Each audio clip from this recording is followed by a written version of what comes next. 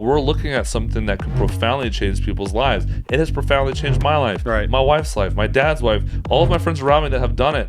Like, I have seen it with my own eyes. Lava for Good and Stand Together Music present the War on Drugs podcast, Season 2. This season, we're diving deeper into the real stories behind the war on drugs, its impact, its failures, and the people offering a better path forward.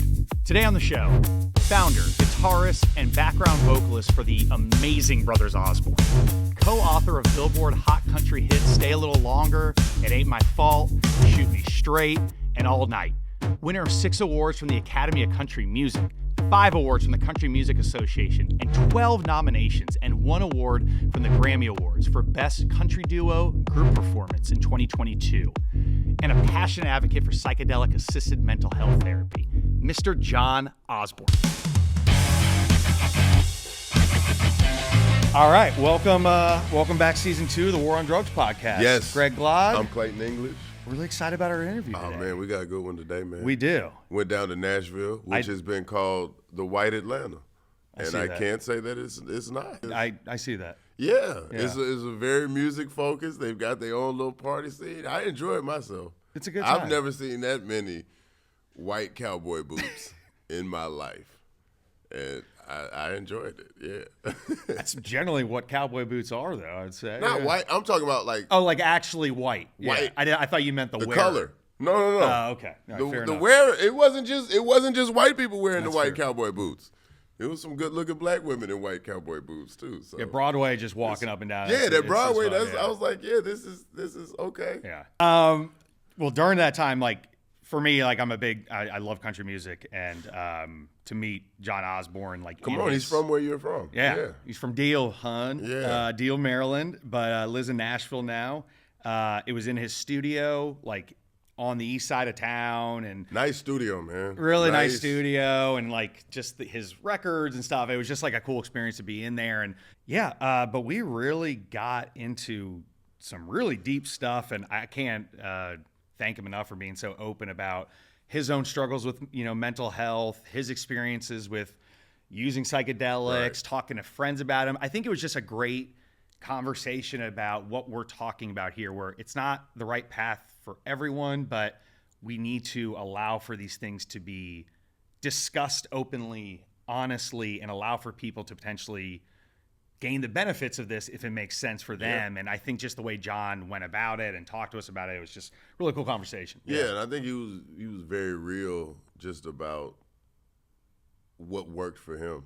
Yeah, I think if you're kind of a skeptic about a lot of this stuff, I think this is like a really good conversation because it came from someone that was a skeptic, right? As well, and just kind of those discussions and what his experiences were, and very detailed. And I don't want to waste any more time on this. Let's me get neither. to it. Yeah, let's get to it. Without further ado, here's John Osborne. Let's go.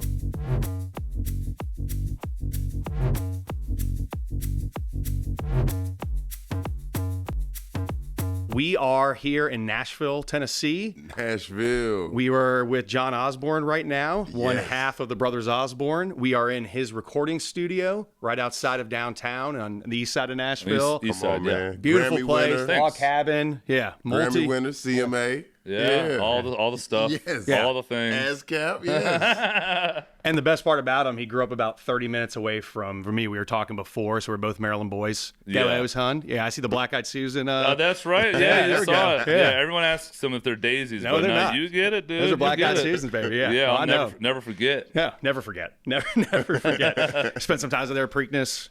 Yeah, a couple the of those. Preakness, all the stuff. I mean, what people don't understand about Maryland, it's actually a big equine state, you know? true. So Huge. I like being in country music. Everyone goes, how did you get into that being from Maryland? I'm like, I don't know. I didn't know I wasn't supposed to get into it. I mean, it's mostly farms. I mean, how you go an hour out of any town and it's just farms, you know? But people like to draw lines. Yeah, Right, I like right. I like to race them. with the horse on your back. Yeah. But yeah, thank you for joining us Yeah, on the thank you, War on guys. Drugs Thank you for podcast, man. having me. I'm really excited about this. Yeah, same. Been a big fan for a while.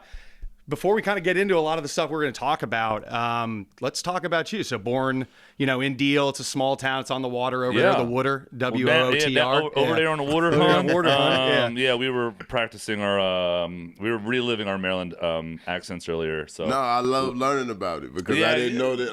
I love. After a couple of days of it, you'll be like, "Can you please stop doing that?" Talk to my wife. Yeah, give her a call. Yeah, bring her in. But it's a small town called Deal, Maryland. It's on the Chesapeake Bay, about 45, 50 minutes east of D.C., where you live now, 50 minutes south of Baltimore.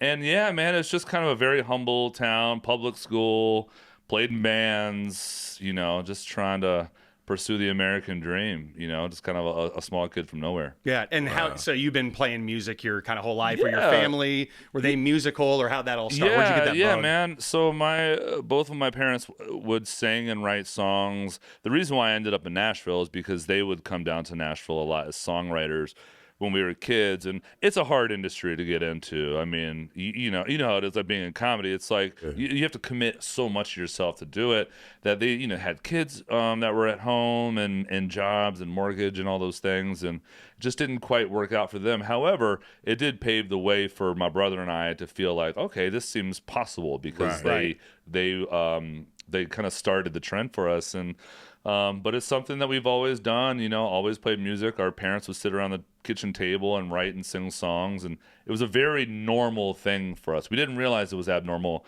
until we left the nest. Right. Were your parents weary about you going into it, knowing how hard it was, or were they the ones like, we're going to tell you everything we know, and we want to see y'all? The second one, for sure.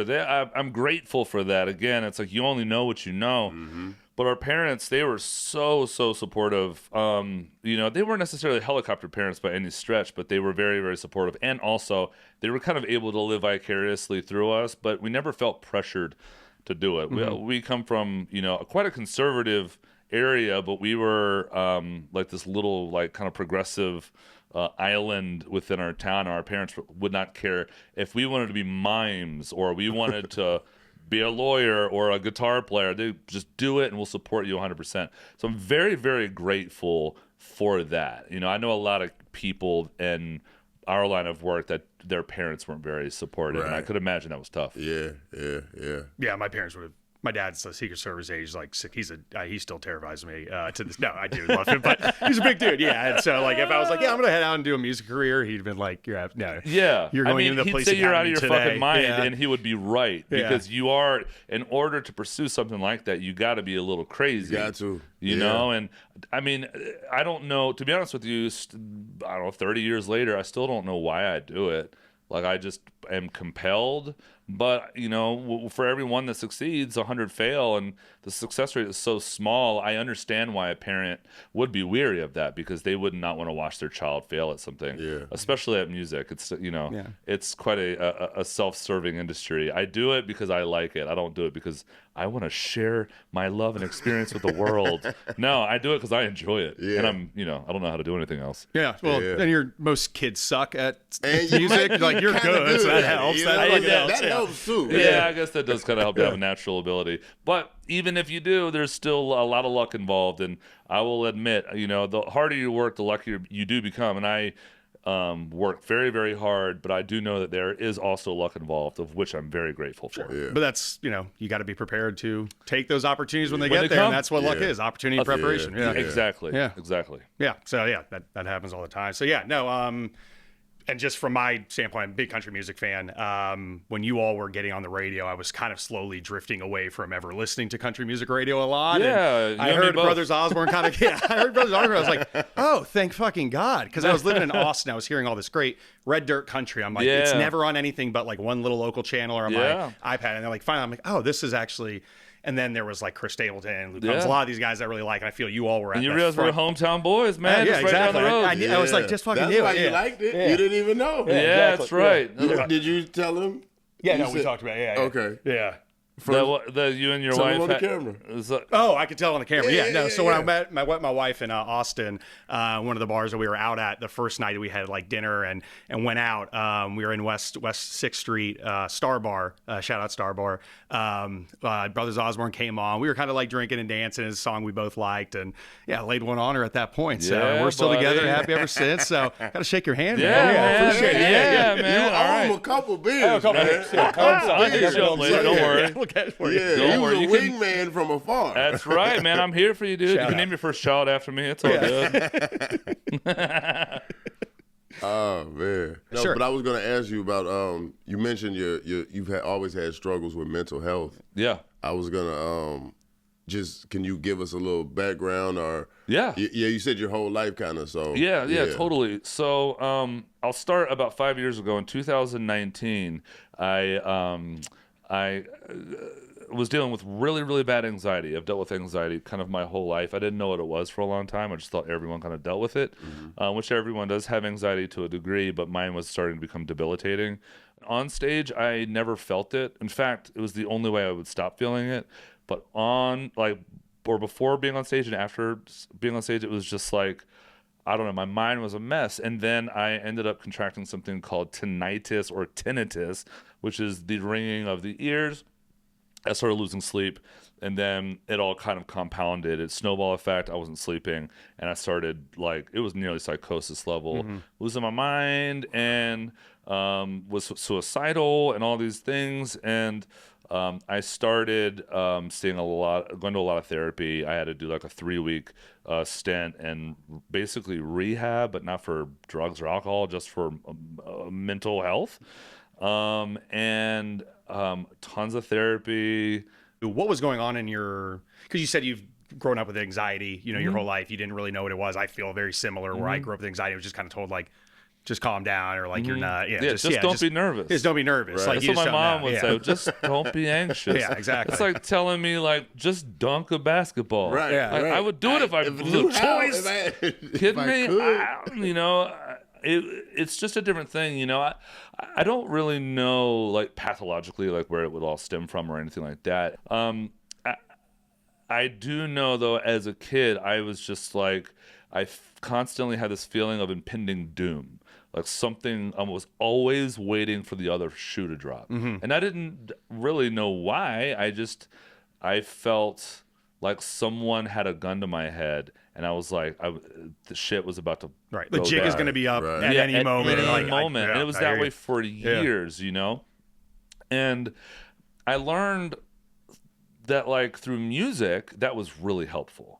I learned how to play guitar, and I gave my brain something to focus on, which was, I want to learn how to play guitar. I want to get better at this thing. It was almost like a puzzle, but it was also a way of expressing myself emotionally, because I wasn't very good at doing it verbally.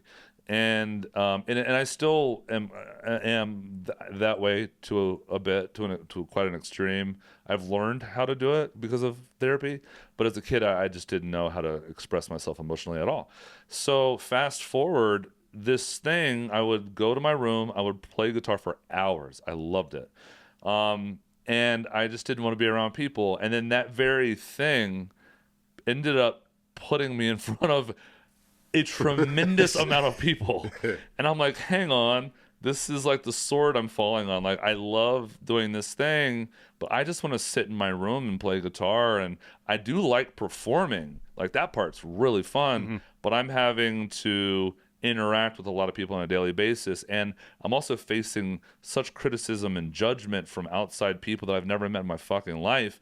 And it becomes important suddenly. And it all kind of snowballed from that to the point I couldn't escape it. I was playing music to get away from it, but that was the very thing putting me in front of it, so I didn't have an escape anymore. And the only thing that I knew how to do growing up in a blue-collar working-class family was just what my dad did. When times were tough, you just work harder. Yeah. Right. So that's what I did. I buried myself in my work. I was in the studio. I was writing a ton. I was working on the computer, whatever, playing stuff, anything that I could do that was not me dealing with my shit, I did, until you sweep you sweep it all under the rug enough to where the rug is sitting on top of a mountain. Right. Yeah. And that's where I was, and it all came crashing down, Right. and in an epic way. Looking back, it was the best thing that could have happened to me. But at the time, it was the hardest time in my life, no question. Okay, so you are released from the treatment after you go in there and get checked in. You said about 3 weeks. 3 weeks. Mm-hmm. Okay. What was the post-release like treatment plan that they gave us? Like, what were you doing from a therapy standpoint, a medical standpoint? Were you given medications, or what was that discussion about? And I'd be curious. Yeah, totally. So when they released me, I ended up working with a really great therapist in town, doing I think 2 a week with him.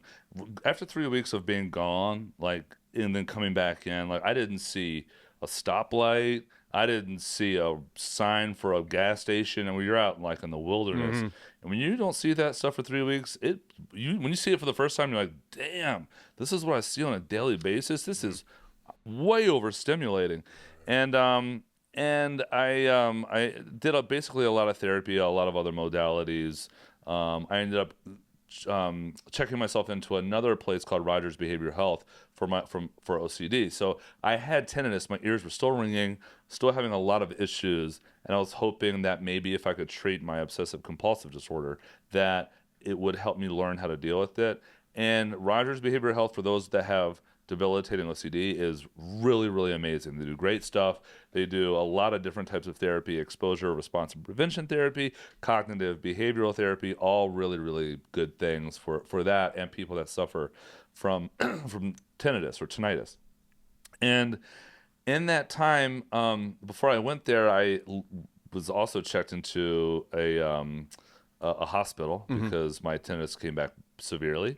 And they put me on an SSRI, which got me kind of in a place where I did not want to kill myself. Okay. And in full disclosure, I'm still on that SSRI today because it helped with my ears ringing a little bit.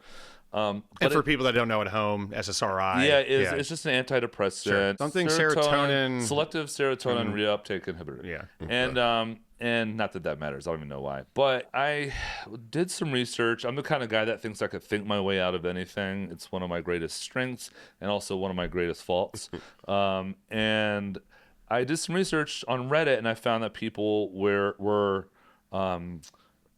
experimenting with mushrooms for anxiety, depression, and then I heard for tinnitus. And I thought, man, this is wild. And I had talked to some people prior to me going into rehab. I talked to a friend of mine who did a hero's dose. He said it changed his life. Is there I guess there's no medical standard for hero's dose because there isn't anything, but what is that?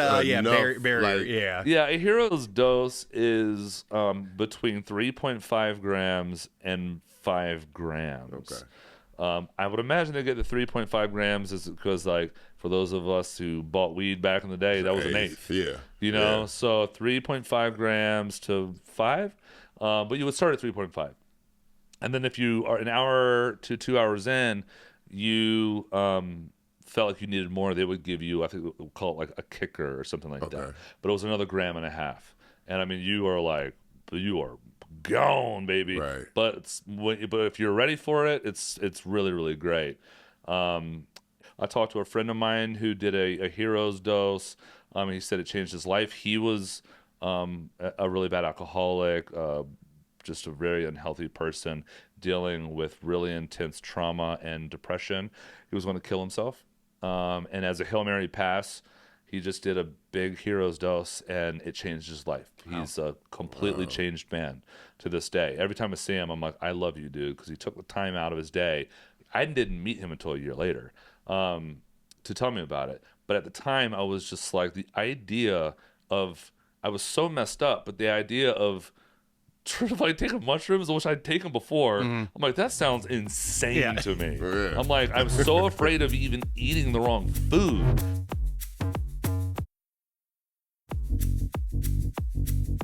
I was a mess. So after doing all of this therapy, and I knew there was still a lot of work to be done, and the SSRIs were okay, but it wasn't really crushing it. About a year later, I reached out to a friend of mine who does guided psilocybin trips, and I was very interested in the idea, but again, just worried. I mean, I felt so delicate and I felt fragile. I felt like any wrong decision could just put me back to where I was, and it was terrifying. So, I read the Michael Pollan book. I watched a bunch of interviews with Michael Pollan, and I found Paul Stamets. That guy's kind of awesome and nutty, and I like that. And again, going on Reddit, like reading a bunch of, I don't know, kind of anecdotal stories. Yeah. And I talked to my friend who helps people. I won't name any names because it's still illegal here. And he's a lovely, lovely, lovely guy, and his wife was a nurse, was a doctor, and she was convincing. And I thought, you know what? I'm just gonna do it. I'm gonna do it, and I like mentally prepared myself for doing it. And I knew I had done so much work, so much therapy, so much self-reflection. I was on these SSRIs. I felt strong going into it. Like I'm not afraid, and I felt ready for whatever is going to happen. I'm ready for it. I'm very much like talking about playing in front of 80,000 people. I'll do it as long as I feel prepared, and I have to be prepared for this moment. And again, this is someone that has experimented with a lot of different drugs recreationally, and I had so much fun on mushrooms. I've had a weird experience with mushrooms that was not very fun. So I was familiar with it, but in this state, I was just kind of, it's a heavy thing to do. And were you with anyone in the room, or were you on the guy? Yes, Who was kind of aware? So my friend who was doing, who still is doing the guided tours, guided trips, he was there, and you are with him. And so for those of you that don't know about this, there is a playlist on Spotify that is about 6 hours long. That is music to guide you through this journey, and it's kind of like a progressive musical journey. Even if you're sober, it's beautiful to listen to. But when you take these drugs, it's supposed to make you feel like it's taking you where you need to go. And there are two very important things when taking psychedelics. Is set and setting. Set being your mindset, how you're feeling, how you are going into it. Setting being where you are and who you're with. And those are two of the biggest things. And I know from experience that those things are very important because it can go south if they're not right. Oh, yeah. I know this too. Ooh, boy. And it just feels like forever, And you just got to wait it out. There's no rushing through it. So knowing those things and trusting him and knowing that he had already done it with well over 100 people at this point, I just wanted to just resign to the idea, just let go. So come to it, and I drank 3.5 grams, which is a lot of mushrooms, and listened to this playlist, and I knew I had a lot to work on. And then about an hour and a half in, my body melted. I was melting into this bed that it was my bed, and I felt, I guess they would call it ego disillusionment, but I felt, you feel this one with the universe. It sounds kind of cheesy, but once you strip this ego away that we all have, you realize that we're all actually quite connected. We're all part of this fabric of space and time, or energy, or God, whatever you want to call it, something divine. And I was able to see my life experience almost visually at times from an outside perspective. I saw like this little kid who was sweet and kind and sensitive, and also picked on as a kid because I was just kind of like, I was way too innocent for this world, and I just kind of saw the people in my life, and maybe those that have maybe wronged me when I was young, feeling love and compassion for them and thinking, wow, this is so overwhelming. Well, one of the things they ask you to do when going into this is you have to set an intention. And I have an issue with feeling happy, not in the sense of like, I need pills to make me happy. I've always felt guilty if I was successful, or I always felt guilty if I was happy with something, or I felt if I was happy, something bad was going to happen. So I still struggle with it. I'm better at it. I set that intention, and I kind of remember this, but the guy that I did the trip with said I laid on that bed and I smiled for 5 hours straight. And about halfway through, he asked me how I was doing, if I wanted some more, and I said I wanted more because I wanted to do it. I wanted to really just give all of myself to this thing. I took more. Went to the bathroom. That was crazy because I was tripping my ass off. Yeah. That bathroom trip lasts so long. Oh my God, like, it does, dude. You're like 5 minutes. Yeah, totally. Yeah, start checking the calendar. Like, how long have I been in here? And so you go back in, you put the headphones back on, and you're right back where you were. And I just like felt so much peace and so much love, and I felt so unrestrained from being happy. And it like the visual side of things, it aren't a lot of visuals because what I didn't mention is you're wearing an eye mask, so you can really focus internally. Got headphones on and an eye mask, and it was the closest. I'm not a religious person. I'm not. I'm agnostic. I'll say that. I'm not an atheist. I don't know enough to be an atheist. I also don't know enough to be that religious. But I will say I'm agnostic. And after doing that, it makes you realize that there is something far greater beyond our understanding of this world, And you feel quite connected. After coming out of it, I felt a peace that I hadn't felt maybe in my life. It was probably the most peaceful and calm I had ever felt in my entire life. And I would say that lasted about 3 or 4 months after that. The problem is, life happens and you get back into your ego and you get back into the swing of things. However, no matter where I'm at in my life, I can always resort back to that moment and go, okay, what did I learn? And I'm still gaining knowledge from that. And that was 4 years ago. And again, I had done it a bunch of times before, and it can be very fun. But that was one of the single most important decisions I've ever made for myself in my life, still to this day. Wow. I'm curious. So, being that you had taken them recreationally before, did that, like your friend who does this, was there a change in the regimen at all? Was there a difference where how he was like, this is how you will feel? Have you looked at like almost parallel things? I'm just curious because like you had taken it before, had experiences. What was the difference between those? And then like, was there a different track for you because you've had experience with it before? Yeah. So I think the main difference is the intention behind it, right? So before I was like, let's take some mushrooms and go to a concert, which is very, very fun. Don't get me wrong. It's awesome. But it's about setting an intention, like why are you doing it? So this was a medicine, right? Initially. Yeah. Most things that we take started out as some sort of medicine that were used by some sort of natives somewhere around the world. And then you realize if you do a lot of it, it makes you feel crazy. And of course, as college kids, you're like, if I take a lot more, then it's even crazier. Right. And then you take too many and you're like, okay, that was way overboard. Right. But it's fun. Like there's nothing wrong with that. Like I'll still do it from time to time. I'll take a little bit and go see a show, and it's an absolute blast.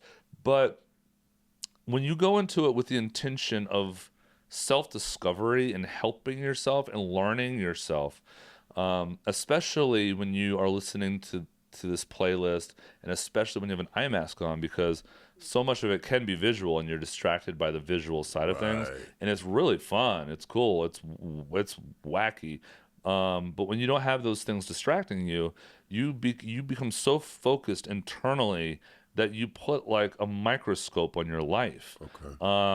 And it does. There is a side to it that I've read because of the Michael Pollan How to Change Your Mind book, but it does actually rewire your brain. There's a thing called neuroplasticity. Our brains are ever changing.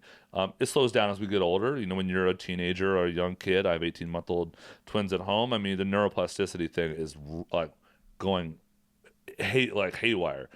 Whereas when you're older, it does slow down. However, it doesn't stop until you die. Well, when you do psilocybin, it almost brings you back to being a child again in the amount of change that your brain can make. And that is the moment when you go in with that intention of wanting to fix yourself or help yourself or learn about yourself. Your brain is pliable in that moment. When you do therapy, and I have done tons of therapy, it takes a long, long time to really notice a result. I recommend it to anyone. It's very good for you. It's good to talk about it. But we're talking about things at a subconscious level. Consciously, our parents would go, well, just don't be anxious. Mm-hmm. Well, yeah, consciously, that makes sense. But we're talking about things at a subconscious level that it's, the lizard brain, whatever you want to call it. Mushrooms gets right to that part of your brain and goes, all right, let's get to work. Yeah. Let's fix some stuff. Let's learn some stuff. And it's like doing 10 years of therapy in about 6 hours. That's what I hear. If you look inward. If you look outward, again, it's fun. Colors. It's colors, man. Yeah. It's beautiful. You're in space. It's awesome. But if you look inward, there's a lot of work that you can get done. And it's very intense. And that type of work shouldn't just be a walk in the park. But the results are profound. I like how you put that, because I don't think I've ever heard anybody express it that like clearly. Like we were saying earlier, people would be like, well, you took mushrooms before, you took them again, and now all of a sudden this. But it sounds like you went in with intention, plus you were coming out of the therapy, so you had a new set of tools and things 100%. To kind of take in there. Most people, you hear about people microdosing. That's kind of the new wave now. Microdosing, I do microdose, frequently. Microdosing is different. It's kind of, I'm guessing it would be like a macrodose, but slowly over time. Doing a macrodose is just like, a microdose would be like, you have a house, right? And you're like, I'm just kind of painting this wall, kind of a little bit dirty. Maybe after a couple of years of that, your house is starting to look different, new, fresh. Right. Doing a big heroes doing 5 grams is like going in there with a sledgehammer. Yeah, right. I'm knocking this shit down. It's Ty Burrell, and it's gonna be a lot of work. Extreme Home Makeover. Yeah, Extreme Home Makeover. And we're gonna get in there, and we are going move that bus. Yeah. And we're gonna do it, and it's gonna be work. But by the end of it, I'm gonna have a beautiful home that's just like, it's no different than the home that I've had my whole life. It's just tidy. It's like, it's just going through your house and cleaning everything up, man. It becomes so much more bearable.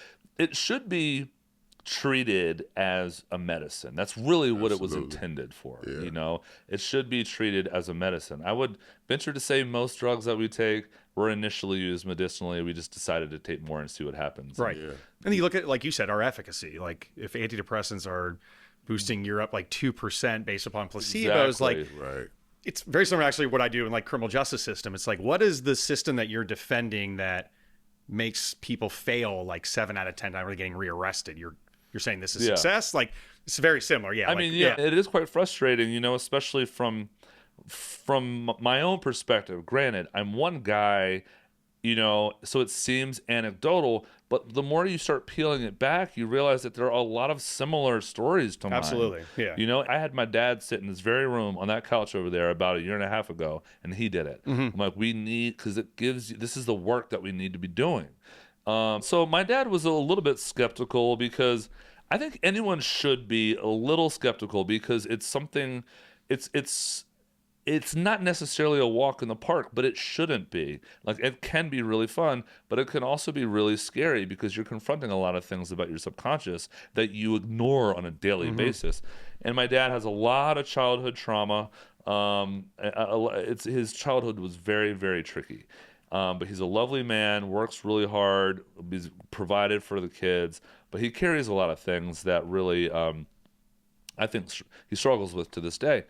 And I just, after doing this trip, and my dad was a hippie, counterculture hippie, smoked weed, he's on all the drugs.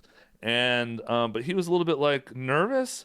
But the more I talked about it after my first experience, I could see like his eyes get really curious. And he did it, and I felt he was a lot lighter on his feet the next day.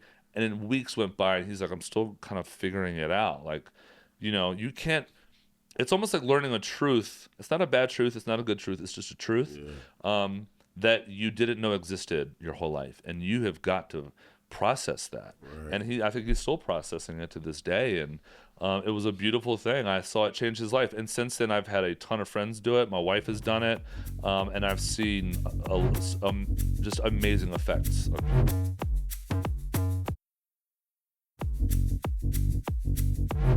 I'm very thankful for mushrooms. I hate even calling it a drug, Again, being a child of the DARE program. Yeah. it's just like there was just like drugs, and then there's just then there aren't drugs. Right. It was binary. You're so true. Yeah, it was like that's just the drugs, you know. So you're gonna do this and try to fly off the top of a building, and you're totally. gonna run through the street. You always killed yourself every time. Always kill yourself. Yes. You know. And I had seen one kid jump off a building once. I thought I was gonna die from like jumping off a building or quicksand. Yeah. Felt like a lot of people died from quicksand and like The only time like I've Michelle seen Tanner's people getting jump carried off out of a quicksand. building was running from the cops. Yeah. Like that's the only time I've seen that. Totally. I didn't see that shit either. Yeah. Dude, I know, man. It was definitely a weird thing, you know. There's this stigma against it, you know, which is why I'm quite open. That's why I'm doing this podcast with y'all, and I'm very open about it. I'm open about my mental health. I want to destigmatize mental health, especially for men. Something that we have a harder time talking about because of our society, you know, and the way that we might have been brought up culturally. But I also want to destigmatize psilocybin in particular. You know, like I'm glad that you're in reform, because we need to do those things. Like our criminal justice system is pretty fucked up, and it puts people in the crosshairs, a lot of good people in the crosshairs for wrong reasons. But we're looking at something that can profoundly change people's lives. It has profoundly changed my life, my wife's life, my dad's life, all of my friends around me that have done it. Like I have seen it with my own fucking eyes, you know. And this is a guy that has taken SSRIs and knows that, like, yeah, it can be helpful, but I wouldn't recommend it to everyone. Hell, the first SSRI I took, I can't remember the name of it, but that made me want to kill myself more.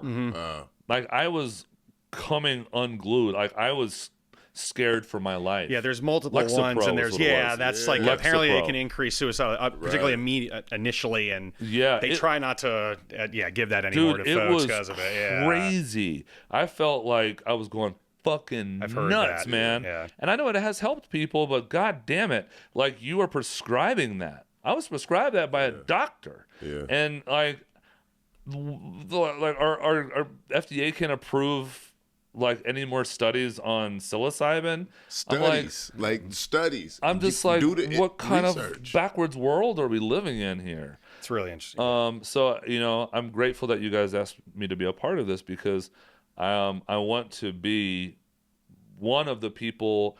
It's going to take an army. It's going to take y'all and other people talking about it to kind of change the stigma and the conversation around it. You know, I mean, and I know I've friends that you know, got hooked on. I mean, my sister-in-law's brother, Jody, he passed away from fentanyl a few years ago because he was back at work. He got on some painkillers. They prescribed painkillers. Ended up doing heroin. Heroin leads to fentanyl, and that's the end. And that story is very common, very, very common. It's all too common. And then I know people that won't smoke pot, like my friend's dad just was diagnosed with stage 4 pancreatic cancer. He won't smoke pot because of the stigma around pot. But he's like, Dad, it could help your appetite, and it can help take pain away and give you some calm. He's like, I'm not going to do it because it's drugs. And you're like, this whole thing is so fucking backwards and fucked up that we need to be talking about it. We need to make it part of the conversation, because people's lives and livelihoods are at stake. People are in jail. People are dying. All of these things because we have this misunderstanding of what this quote unquote drug thing is, you know? And then also, I think so much stuff like the older people, I think just it's illegal. That's a lot of the old people's argument. Of course, we got the stigma of drugs. It's gonna kill you. But a lot of them, like, my mom was like, well, if it wasn't illegal, and I'm like, I'm in California, it's legal here. And she's like, oh, you think I could try some gummies? It's like, oh, okay, now you want some. Like, so. I know. And it is really funny. I don't want to do it because it's legal, but a lot of those same people are like, well, I don't trust the government because they give money to these people. And it's like, make up your mind, man. Go a lane. Right. Pick a lane. It's like, you know, just be educated about it. And that's the thing about drugs in general. I mean, we try to generalize everything, and then what happens? People end up in jail. People miss opportunities to treat themselves with certain drugs like cannabis or whatever, and people miss opportunities to take care of themselves like I did with psilocybin. And I mean, who knows? If I kept going down the path that I was going, I could have killed myself. I was standing at the edge of the cliff, not physically, but psychologically. and I was staring into the abyss, and I was like, I think I might try it. I didn't, fortunately, and I do attribute a lot of that to my experience, that 6 hours of my psilocybin treatment. It's still, to this day, I go back there when I have to, and it's just one of the most profound lessons ever. And until we get people talking about this, it'll unfortunately, I think, just stay that way. Yeah, no, it is the normalizing. It's the advocacy. It's showing that, hey, I'm in X situation in this. I know in Kentucky, for example, like Dakota Myers, a Medal of Honor recipient, he's former military. He's like, I've lost more people here to addiction than I ever did in Fallujah or my 3 tours. And so that's profound and that's impactful. If he doesn't talk, maybe certain lawmakers don't listen, or at the very least, it's not passed. Is he one of the guys that went to DC? He's been to D.C. and done a lot of advocacy on. Yeah, he's been outside the White House front. Yeah, he's one of the only living Medal of Honor recipients ever. Yeah, so yeah. I remember I heard that guy in an interview about that guy, and we need more people like him. I mean, it's the best place to start. Start with our troops. They have sacrificed so much, and they are given so little when they get back, and they are left to just pick up the pieces on their own. I mean, do anything that it takes to make this man feel better or woman feel better, because they deserve it more than anyone. And why will we take that opportunity from these people? Right. John, this has been awesome. I don't want to take too much of your time. I have a couple other maybe little things, but if you had thank you. Well, just kind of closing thought, like, is there any foundations, organizations, or anything that you'd like to advocate for or reach out, like, hey, I'm really interested in hearing about John, and maybe this is right for me, if they're a listener, like, where would you recommend people kind of start, or anything that you absolutely. Well, I will say, first and foremost, if you deal with anxiety, just know that it's a normal thing. I'm saying the things that I wish someone told me when I was going through it, that it's a normal thing. It's meant to keep you alive. It's your brain thinking that it's doing something good for you. So don't give yourself too hard a time about it. If you need help, get help. If you need to take SSRIs or any type of antidepressant, take them. And if you want to experiment with any type of psilocybin or psychedelic journey, there are a million videos. I mean, just go to YouTube, type in Michael Pollan mushrooms, and just watch every video, because that dude's a fucking rock star, in my opinion. He's amazing, and he will make you feel so calm about it. And just be patient, give yourself time. If you want to look into MAPS, which is the Multidisciplinary Association for Psychedelic Studies, that's something that has done a lot of work, and that's really phenomenal. And again, from a mental health perspective, just be patient and treat yourself with love. Treat yourself like you would treat any person that you love, and everything will be fine. And if you want to take some mushrooms, shit can change your life, man. I'm telling you. But John, I think particularly in such a coming from where I come from, you have a big group of friends. I did too. Like, talking about these things in these types of very macho, industries and things like that. I think it's so helpful. And so thank you for what you're doing. I know that there's a lot of people that are probably huge country music fans, huge fans of you that have never heard that before. Yeah. And so you are doing great work. And like you said, talking about that more, I think, is just such critical. And it all starts with it's got to enter the consciousness. It's got to enter the narrative. We've got to talk about it. The more you talk about something, the less it stigmatizes it. The more you talk about psilocybin therapy, the less it stigmatizes it. The more you talk about mental health. Every time I bring it up, especially around a bunch of dudes, I have never once felt judgment. It's always been intrigue, and they'll always go, "Hey, I struggle with that too. I don't talk about it." And then they unload and they start asking me questions. Or, my brother is got really bad anxiety. What can you help me there? So people, it's like this unwritten rule that we're not supposed to talk about it, but really everyone wants to talk about it. Absolutely. Yeah. So the more we discuss it, the more it becomes part of the zeitgeist, I think the better. Totally agree. Yeah. I think that's a great note to close on. Yeah, John, thanks again. Guys. Thank you, man. Listen to Brothers Osborne. They're friggin' awesome. Thank you again. Thank you, brother. Appreciate it. Thank you, guys. Man. Thank you so much. That was awesome. Yeah. Shit. Thank you. Appreciate it, man. Sorry.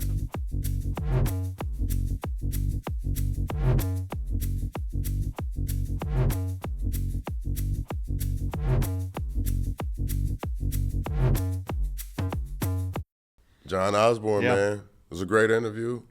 Good interview, man. I liked what he was talking about. I liked how he was able to find his way out the situation he was in and also pull others out. And reach out to friends who were having suicidal thoughts. I mean, like, hey, if this worked for me, maybe think about this for you. And even to his dad, you know, at that age. And so I hear so many more stories about that. Like, I don't think like 5 years ago I was sitting around with friends being like, and they were like, oh yeah, I was giving my mom a gummy to help with her, you know, sleep or with, you know, whatever. But you hearing those conversations like a little bit here and there, like, oh yeah, my mom or my aunt, or like I gave it to my sister. And like, because people are starting to hear like these stories more and more from people like, hey, this had a profound impact on my life. And, you know, I'm not a doctor or anything, but I know, you know, when we're looking at kind of what works and what doesn't, if, you know, SSRIs and other antidepressants and traditional methods of dealing with depression and PTSD and all these things aren't effective for you because the data shows like it's effective for some and not for others, you're screwed. Like you're there's no other options. We need to give other options like this for people. Particularly when we've seen, you know, psilocybin research has come in a largest phase 2 trial suggests that a 25 milligram dose of psilocybin with psychotherapy before and after the dosing was associated with a rapid and sustained antidepressant effect measured by a change in depressive symptom scores. And so that's from a JAMA study. And there's other ones on psychedelics showing strong therapeutic effects with other ones, either it being ayahuasca or MDMA or in particular psilocybin, as we've seen. And that's really profound. And all we're saying is that these should be open to discuss with medical professionals. And are these the right things for you? Because we've seen the problems that mental health and drug addiction can bring, and those go hand in hand so often. And it's kind of the chicken and the egg thing where the depression comes and then does the substance, you know, it all kind of builds off each other. Which came first, and they're all kind of bad. And they fuel each other. Yeah. And I also think, you know, just to hear, oh, okay, this is, a lot of times I don't hear people talk about psychedelics in the way that he did. Like, and I think that's most people's understanding is you use them for fun. And you use it to, but it can be a tool that can actually be beneficial. Yeah, and I think like his shift in like his understanding of it, because it was, like you said, it was like, these aren't for things for like medicinal, these are party or whatever. Right. And his shift in understanding of like their purposes and maybe what they're able to do, it almost feels like how our culture and society is. Like, I think we are starting to see that shift of like, frankly, in public policy, it's, for me, a lot easier to talk to people now about psilocybin and these therapeutics, and it is about cannabis in a lot of ways, because they think of like the recreational aspect of cannabis, and there's, you know, a scent factor. It's very open, but there is actually a much more, I think, openness to some of this stuff at like a more local level, and even with people that you might not think, like Kentucky is like really trying to do some stuff like this, and it's being led by like, Republican lawmakers and Democrats are coming. So it's like strange bedfellows are all coming to this realization about that. The veteran community has been really big on it. So it's actually like, in a way, because the medicinal values are so clear cut and you're able to show these things. With this, it's like, I have PTSD and now I do not. I think that's just easier for people to get their head around. So it's been an easier process right now. Yeah, and I can also see that, I guess, maybe because people don't believe weed smokers. You know, like, you're saying it helps with pain. No, you're not. You just like to get high. That's always going to be the underlying thing, I think, with weed smokers. You're saying it does this. You're saying, so yeah, that's funny you say that people are more accepting to the psychedelics now. They really are, yeah. When you see the impacts and some of the studies that we just discussed, it's actually a really much easier discussion. Like, I just saw the other day, Marcus Luttrell, who was the lone sniper, and now he's a congressman. Governor Rick Perry from Texas, like, I've met him. He's the most the most Texas Republican in the world. Yeah. And Dakota Meyer, who's a Medal of Honor recipient, like, wrote an op-ed about like the therapeutic benefits of this. Like, people that you'd not think would be this open and honest and outwardly spoken about that are saying it. And the fact that it's coming from such credible areas of like the military and Right. the science is there. Helping it just the feels veterans, helping with PTSD. yeah. But they're still seeing, pushbacks that we've discussed before, how the FDA just denied this to be an actual, treatment for MDMA, even though we've heard all these data about the profound effects of it. We're still having those restrictions on that last level of like, government stamp approval, this is fine. And so we're getting there though. But seeing this and seeing more people and kind of those strange bedfellows of folks being like, hey, this actually is beneficial. It's actually been, I'd rather go in. I think it's going to be it's a less more confrontational discussion talking about psilocybin than it is with cannabis at this point. Wow. So that's crazy. interesting to think about, but it's also interesting to think about the way we talk about cannabis and public policy and discussions. Like there does need to be a little bit more, I think, professionalism and professionalization about like discussions. Yeah. Cause it is kind of led by hippies sometimes. Yeah, It's not. And also the like you just kind of said, people went in trying to get the prescription, so people don't trust weed smokers all the way. Right. And the face that they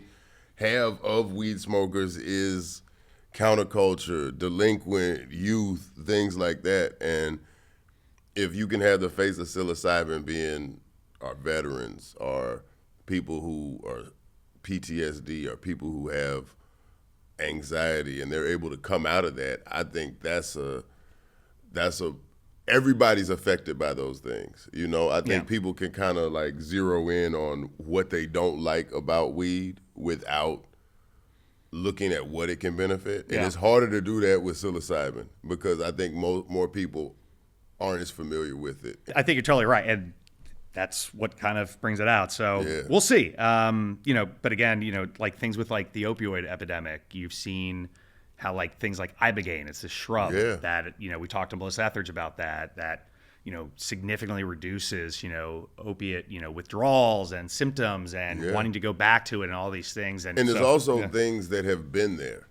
Right. These are things. Psilocybin has been here. The mushrooms have been there. Ibogaine has been there. Hey, you can pluck a mushroom and pop it, and that's, you don't have to distill it. Yeah. Because I don't know. Yeah, I mean, unless you've got a field guide to mushrooms, then still probably don't. But a lot of natural things, like you said, we've been so dependent on the pharmaceuticals and trusting what the doctors whipped up and what they concocted that I think is probably even more stuff that we've forgotten about. Sure. Totally agree.